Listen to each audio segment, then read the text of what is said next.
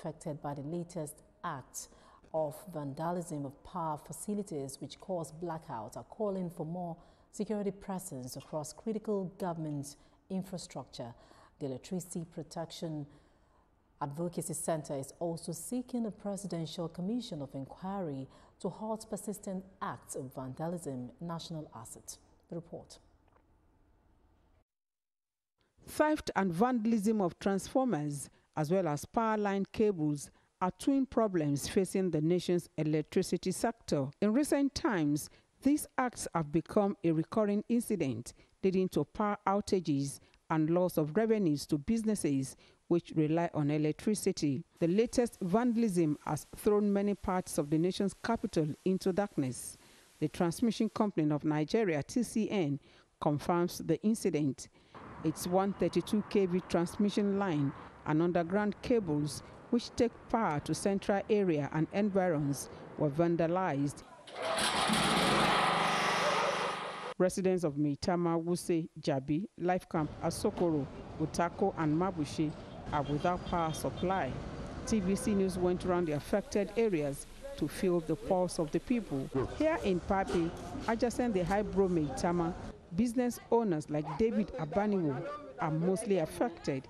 His business relies heavily on electricity, but it is now grounded because his generating set as an alternative to public electricity is faulty.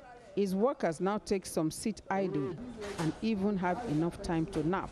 He tells me the losses are unquantifiable. When we recharge meter for like maybe 10,000, it will take us like 2 weeks.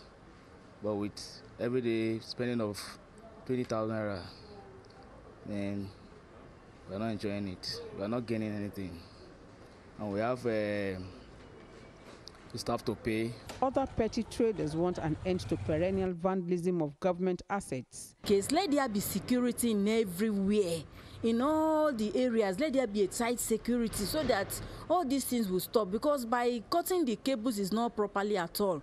At Life Camp, homeowners and other residents want the authorities to put more security measures in place to safeguard government facilities. I had to dry my meats under the sun, roast it and dry it, and all the other food items.